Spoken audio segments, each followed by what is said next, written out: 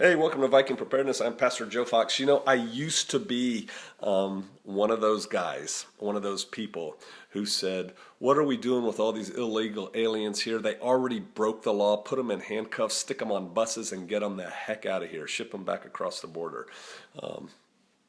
They're illegal by their very nature of being here, and they're taking jobs from, otherwise good Americans who want a job and stuff like that. And I was very anti illegal immigrant. I still use the term illegal immigrant, illegal alien because I don't mince terms and I'm not politically correct. But I have had an ocean state change in how I think and feel about these people.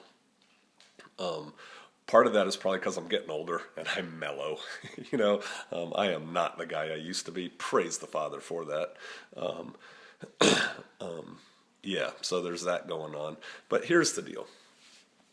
You always got to look at it from the other side. Even if it's like Jade Helm and you're on this side, you got to look at it from the other side to get some understanding, because the truth is usually in the middle there somewhere.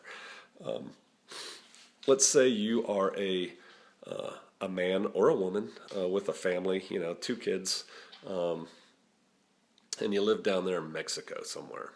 And so what you've got going on is life is horrid. It's just terrible. You got the cartel cutting heads off of people and torturing people to death and hanging them from bridges. You got the cops that are in the pocket of the cartel or in their own pocket shaking you down for money. You never know if you're going to disappear at night. You can't get a job. The health care is horrible. The food's horrible. Yada, yada, yada. Life is just terrible. And right up there is the goose that lays the golden eggs, if only we can get there. And so they come up here. Sometimes first the dad comes up or the mom comes up. They get a job. And then, bam, can you believe they're paying me $7 an hour? Or $5 even, and so life is good. And so I put myself in their position. And if I was down there and I was a Mexican, a normal, not a commando, but, just a regular Mexican guy, and I had a wife and a couple kids, I would come to America. Legal, illegal, I don't care, dude. I'm going up there. I'm taking my family up there. We're going to live in America. You hush, dog. And so I look at it from their standpoint. Here's the other thing. I don't know the numbers, but I bet most of the people who come up here are looking for a job, right? They're not coming up here to have tattoos all over their face and be gangbangers and, MS-13 or something. Most of them are just regular people. Most of them, I think, are probably God-fearing people, right? Something else to think about. And so they're coming up here and they're just trying to get a job. And my attitude started changing when my son told me he was working for a lumber company, and they would deliver lumber to some work site sometimes. And he told me one time, he goes, "Hey, Dad, if you want a job, hire a Mexican crew. If you want to get a job done, hire a Mexican crew." And I'm like, come on. And so he told me his experience, and sometimes he would deliver drywall in the back of a truck, and he'd get to a site where they're building a house. And he goes, the crews are not integrated, right? They're either white crews or Mexican crews. There's no black crews out here in Kansas, at least our part of Kansas. And so he said you get out there, and if it's a white crew working on the house, you pull up, they're drinking coffee, because, he'd usually get out there about 9 in the morning. They're drinking coffee, they come out, they're talking, they're smoking, and he would have to unload most of the drywall, right, because it's his job to deliver it. And so they just stand around talking about the football game or their old lady or something, and he'd unload it. He said he'd get to a house with a Mexican crew. They would help him unload it like the way we used to do parachutes, one to another into like an assembly line kind of thing. And as it's coming off the truck, they're hanging it, right? As it's coming off the truck, or I don't know how they hang it there. So work ethic, right? Work ethic that made this country great. Work ethic that people seem to have lost in this country. Like the last video I did on, no one will give me a job. Yeah, you're right. No one will give you a job. Go get you a job. Go make a job, right?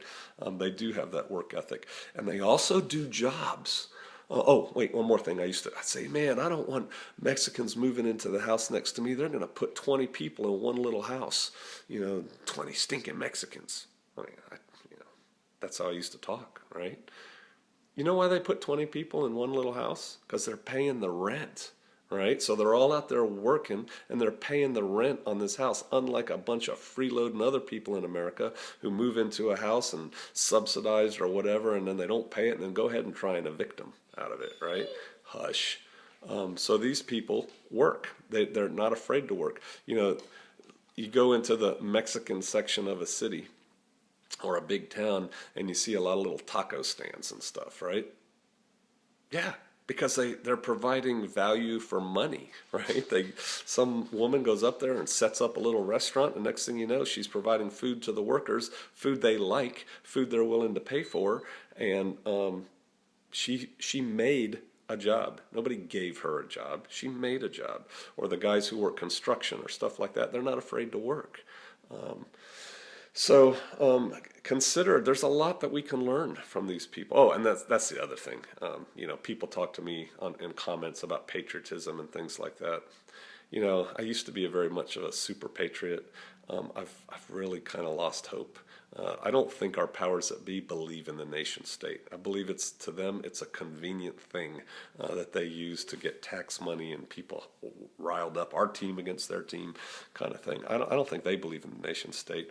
I don't know that borders really matter that much anymore, despite, you know, Dr. Savage, you know, borders something in culture, you know, language, I think. Hey, you know, times they are changing, and you can bemoan the way things used to be, or you can get on the bandwagon. I mean, we can learn a lot from these illegal aliens. Think about how they all have fake ID. They can all get through a traffic stop with fake ID. You got a fake ID? You know where to get one? I am not telling you to go break the law and go to jail, right? I just saw somebody around here was selling driver's licenses for like $2,500 or something. You know, and she's now felon or something. I don't know. I'm not telling you to do that. I'm just saying there's things you can learn. You know, they all get together and get one house until they can move out to other houses. Another thing I see that they do, because I'm not part of that group, is they'll get a crappy house, a cruddy house, and fix it up nice. Now, do they then move on? Do they then flip that house and move on? I don't know. But I see them move into terrible houses and, you know, very quickly get those babies fixed up. Work ethic, making your situation better, going out and making jobs instead of looking for a free job, working together where that is required to make yourself better. Things to think about, things we can learn. They're also very mobile and invisible. That's something kind of cool that maybe could come in useful later. Yeah, we can learn from people. All right, I hope there was some little nugget there that you liked. If you do, tell other people about it and subscribe. All right, I'll see you out there.